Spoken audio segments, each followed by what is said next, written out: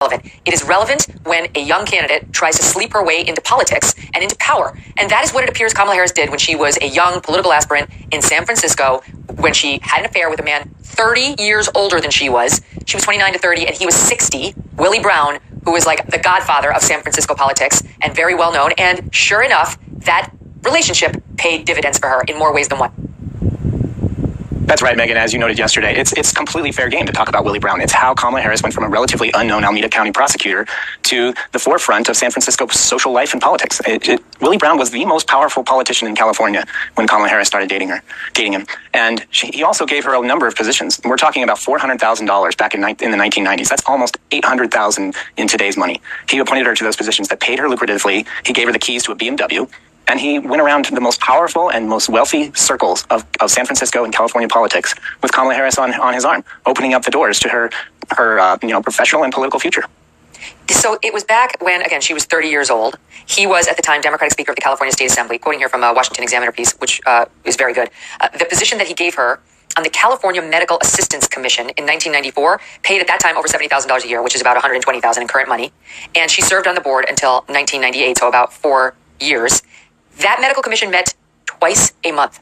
So for 2 meetings a month, she was getting the equivalent of $120,000. And you know why Democrats in San Francisco were mad about it? It wasn't because she wasn't qualified, which she wasn't. It was because those positions are supposed to be saved for only the most prized Democrats who Willie Brown really owed favors to, who did really, amazing things to keep Willie Brown in power. But instead, he gave one to his lover. He was, by the way, still married, though he was reportedly estranged from his wife for a long time. This was technically an extramarital relationship. And they were mad that he gave one of his choice grifting positions, not to somebody who'd done a lot for Democratic politicians, but to Kamala Harris. And not just that, there was another one. He gave her a second position as well, which was basically the same kind of deal, where he just gave her an appointment. She reeked in tons of money, and boom, Bob's your uncle. She was off to the races in Dem politics. And then Willie Brown is on record as saying, I also then helped her with her next big position, which was becoming San Francisco DA. Right, when she ran for district attorney, they had broken up. Willie Brown, as soon as he ran and won the San Francisco mayor election, he broke up with Kamala. And then, Kamala was there for the victory party, but by the time the inauguration hit, his estranged wife reappeared to be holding the Bible while he took the oath of office, and Kamala was kind of pushed aside. But Willie Brown didn't forget her. When Kamala decided to run for district attorney in San Francisco, he was there quietly nudging all of his wealthy donors and powerful connections to help her out. Him and Terrence Hallinan, the existing district attorney, were not friends anymore. They had kind of had an ugly clash. And Kamala Harris likewise tried to overthrow Hallinan's second in command, but failed miserably, and so she ended up leaving the office to kind of plot her revenge.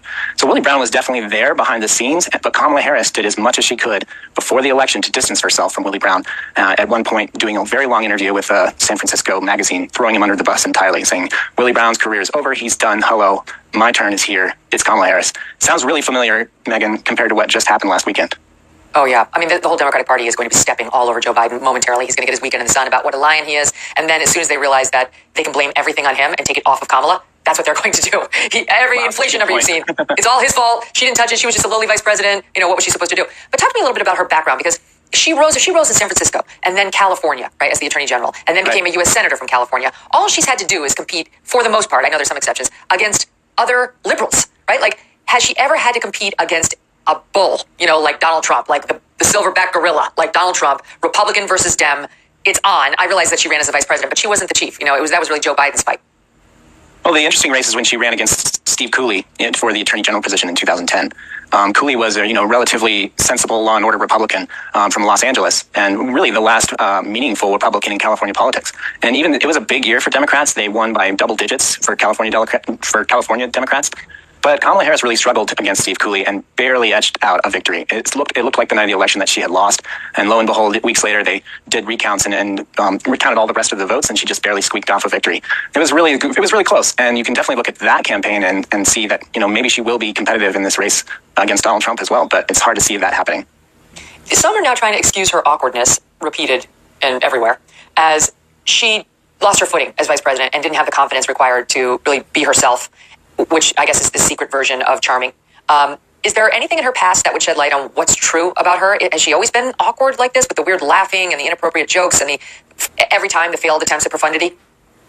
Yeah, a lot of it's the product of being a California politician, right? When you're a California Democrat, all you have to do is impress the donors, impress the political power brokers, and kind of show up and demand a seat at the table. Willie Brown taught her how to do that. So she did have some level of that with the top donors, but she never really connected with the California people. But as we've shown earlier, you don't necessarily need to convince voters. You just need to convince the Democratic Party, and everything will fall in line for you pretty well.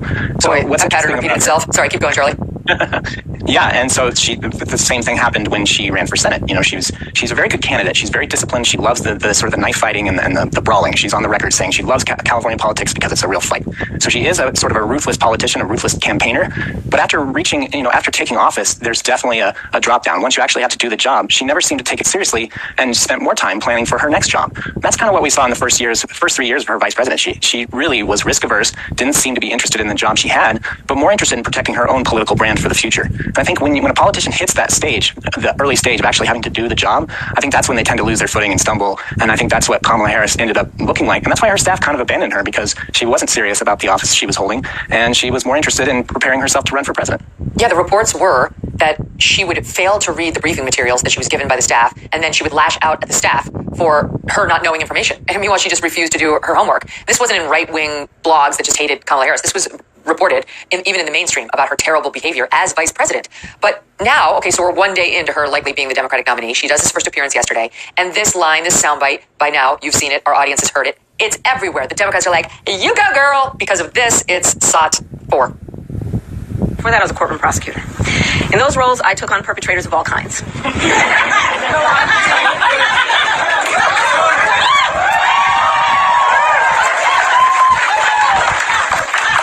Predators who abused women. Fraudsters who ripped off consumers. Cheaters who broke the rules for their own gain. So hear me when I say, I know Donald Trump's type.